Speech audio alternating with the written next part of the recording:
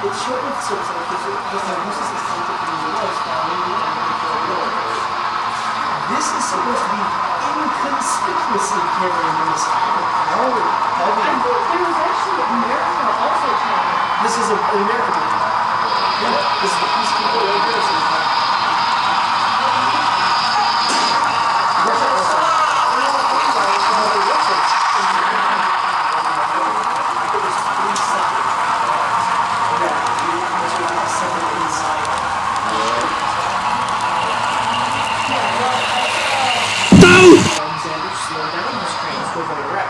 Which was often responded to Alexander openly accusing him and the world of being Jewish.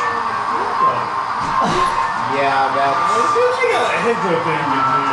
On October 29th, the nuclear train is going well above the speed limit as it approaches the Hampton station in Hilltop. As the coach train derails, going down the side. According to